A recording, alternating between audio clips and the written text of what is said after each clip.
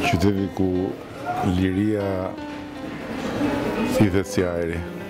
Il y a une dérive actuelle qui me révolte et qui me dégoûte. Il y a une façon de massacrer le politique aussi, qui depuis quelques années. A kam tonë zlitin si diamanti, shiri sa pision. Dëmtari i spirin tim atje. Një film me metrazh të shkurt, sikur është ai, I ka kushtuar tepër se $100,000. Since we started, the number of followers have been increasing from 1 to 67,000 we have today. We seem to be the only organization that's really connecting with the youth. But it's a way of life in a way. It's who we are.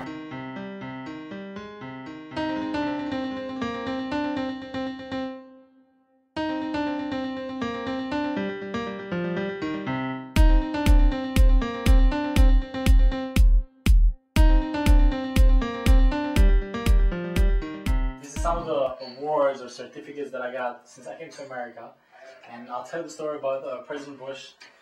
Throughout college, I was very active with the college Republicans. I founded the Republican Club at John Jay College. So, George Bush being returned. So one day, George Bush decided to make a college Republican night. The greeting card that we got from George Bush and Klara Buda, personalized pictures that he autographed to each and every one of us. We also got a full picture with the vice president and his wife, the president and the first lady. This is my high school diploma. This is my elementary diploma. Yes, this is for the Republican Club. This is when Joseph Uguay, who happens to be an Albanian Roots, he ran for U.S. Senate, and nobody thought he would win. So this was at the Republican convention in New York State, and I actually have it signed from him over here. The night of the primary, no one thought he was going to win, and he won, and he autographed his sign for me. So, okay, this, when I was in college, I had started the John Jay College Republican Club, and we were the only club that brought back the New York State Convention. This is over here, New York College Republican Convention. It was the first time in 5 years that a club was able to host that. This is my my athletic life. So, as I was telling you, I ran track and field. I was a hurdler. So these are all the medals that I won throughout, and this was a scholarship from track. This was when I won on Long Island, I came in third. And these are some of the medals. This was a gift from a professor in college who liked a lot of signs and license plates he collected throughout the world. So he made me a custom-made Albanian sign because throughout college they know me as the Albanian kid. So he said, I have an Albanian gift for you, and that was a license plate. But the fact that you were Albanian, did it help you in any way? It didn't hurt. I mean, it helped me because in a way I stood out more than other students because I was known as the Albanian kid. So he maybe brought more attention to me. So, and I loved it because I used to feel very proud. I was very different, yeah. We are here together with Marko Kepi, the president of Albanian Roots. Mirë se ju kemi gjetur. Mirë se keni ardhur. You have 67,000 followers. How you connected with all those people? Well, really, Albanian Roots, when we first started, was a youth organization through college students, and we didn't have the money to reach out to media such as newspapers, TV medias. So we used what was there for free, which was social media. So we started with Facebook. So since we started, the number of followers have been increasing from 1 to 67,000 that we have today. And that's mainly through, people like the events that we do, things that we do. So the more we post things, the more people get engaged and the more following we get throughout social media. The Albanian Roots is the biggest young organization in New York City. We would like to believe that. We think it is. And through our last events, we seem to be the only organization that's really connecting with the youth. So we're very proud of that. Back when I was a freshman in college, because when I lived in the United States, everywhere I lived, there was no Albanians. So when I started college, there was Albanians all over the school. So the Italians, the Irish, the Puerto Ricans, everyone had their own parade, which was the Puerto Rican parade, the Irish parade, the Italian parade. They had a day that they can be from where they came from in America, so they can show their pride. So we didn't have such a thing. But we heard of a parade called the Immigrants Parade, which was for every country that either didn't have the budget or the population to have their own parade in the city. So we decided to join that parade, and that's when I met a friend of mine, Irvin Toro, and we participated, with Albania in the parade. So that's when the idea of Albanian Roots started, because we needed an organization. So in the future, we can have our own parade, but in order to have that, we have to be legally formed as an organization. So we started to think how to create an organization and how this organization should be, the name, the logo, stuff like that. So that's where Albanian Roots idea came about. What is the most important activity of your organization during the year? The parade is every third Saturday of every June, and we like to think that the parade is our most important event. One of the reasons is because that's where the idea of Albanian Roots came about, through the parade. So we were kind of created because of the parade. And we also we give a lot of attention to the parade because it's the only event in the United States or maybe in the world where all Albanians get together from all backgrounds, whether they're from Macedonia, from Montenegro. It doesn't matter which part of the land they come from. They all get together as Albanians. They celebrate together. They show the world their pride, their heritage, their culture, you know, what it means to them to be Albanian. So for us, that's our most important event as an organization. You are young, you live in United States and New York City, New York, not too far from Manhattan. Why do you need to see other Albanians? Well, you know, we're so far away from Albania. So you do miss, you know, being in Albania, you know, seeing your relatives, your loved ones. So by being involved here in New York with Albanians, in a way you feel like home away from home. And also it's so great that in America you can actually, you know, you could be an American, but you can actually, you know, still save your identity, still, you know, be proud of your identity, of your culture. And the government here will not go against you for, you know, being who you want to be. If you're Albanian, you want to be Albanian, you can be Albanian. The government doesn't stop you. So by us connecting with Albanians over here, we see that we're also, you know, in a way giving back to our country back home because we're always doing something for the benefit of Albania, whether it's to promote cultures, to promote tourism, you know, to bring a better image of Albania to the world. So even when Americans see us as Albanians hanging out together, doing things together, you know, they really like when they see us united, and, you know, they're proud. They say, how could you guys stay so united? So we take very big pride in that. In a way, I feel like it represents not just me personally, but to all Albanians, you know, preserving your Albanian roots. It's respecting those that gave so much for us, you know, to not lose our identity as a country, not lose our cultures, not lose the fact of being Albanian. So by us, you know, keeping these Albanian roots strong, where, you know, it's kind of like, you know, all the bloodshed, the wars that all our forefathers went through, you know, to protect and to save the Albanian identity. In a way, we're like carrying that on and, you know, respecting them. And it's also, you know, it's a way of life. In a way, it's who we are. So it's not forgetting who we are. It's being who we are, you know, even in America. How do you water down those roots? Okay, how we water down those roots? The way we water down those roots is by having positive events throughout Albanian Roots, whether it's charity events, whether it's cultural events, whether it's art shows, whether it's fundraisers for, you know, a certain cause or whatever.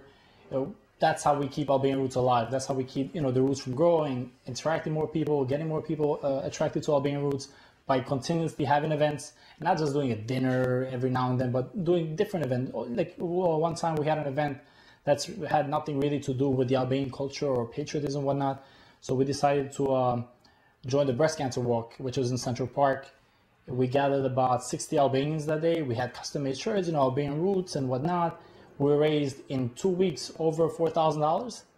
So even the American press and the American media, when they saw that, they said, oh, look, Albanians are actually integrated in the American way of life. So it's not just being Albanian, but it's also, you know, being integrated in the country that we live in.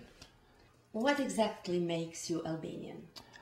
Besides my blood, having Albanian blood, I think another thing that makes me Albanian is being tolerant of others.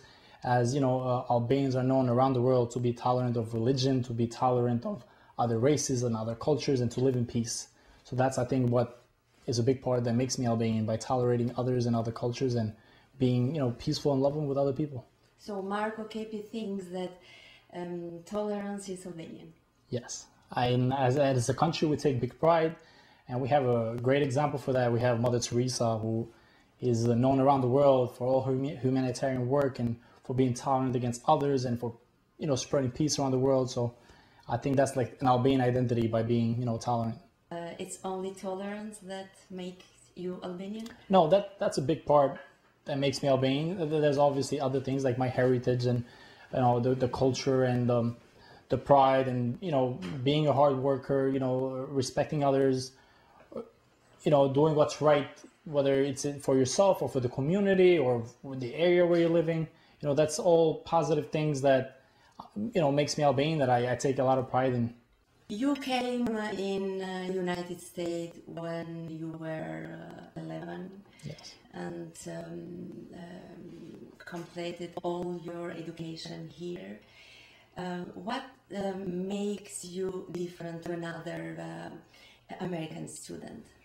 What makes me different is that coming from Albania as a kid, growing up and seeing the struggles, what you can achieve there and what you cannot achieve there, knowing how hard it is to go through with life and the difficulties of life, that's different from the American students, because a lot of American students here, they take for granted a lot of things, including their freedom, such as freedom of speech, freedom of religion. Things are more like handed into them, whereas kids growing up in Albania, you gotta hustle pretty much. You have to work hard for everything. So when you come here, and that's why a lot of immigrant students, not just Albanians, when they come to America, they excel. They're better than some of the American students, and teachers are like, why are these kids so much better? It's not like they're better or smarter than them, but they just see it over here as easier for them to achieve better things, because they know how hard it is over there. So they see it here as an opportunity to excel even more by working hard, because they know the struggles that they had back home, which were the American kids, they haven't had that experience. They don't know how hard it is in other places. They think it's everywhere like America, but that's not the case. Another thing is, you come to a country like America, it's a big country, and when you're new to the class, everyone knows you not by your name, but as the Albanian kid. So in a way, I guess that touches like our morals, and you don't want to fail, so you don't want them to say, oh look, the Albanian kid is failing, because it's kind of like you're representing the whole country. So you have to try even harder, not just for yourself, but kind of like for your country and your people over there, because you want to make them proud. You want people to see you as a good example, as a positive example. So you have to work a little bit harder to prove to everyone that, what, we might come from a small country, we might be from a poor country, but we're very successful. And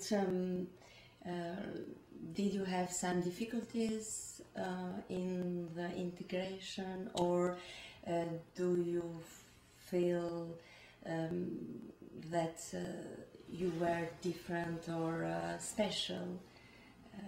Well, I feel like I'm blessed, and there was a lot of difficulties, because coming from Shkodër, a small city where most of the people know everyone, and everyone's from the same country, same background, same race, coming to America in the middle of Queens, where you have people from all over the world, it was a big cultural shock. There was the first time I saw Asian Americans, the first time I saw Indians, the first time I saw African Americans. So I was really like in a culture shock. I could not believe, I was seeing people, I was shocked. I've never seen people like that before. So there was a lot of difficulties. The language also played a big barrier, because, if you're not capable to communicate properly, you have a lot more difficulties than the other kids. So those were some of the difficulties. But you didn't feel some discrimination in this country?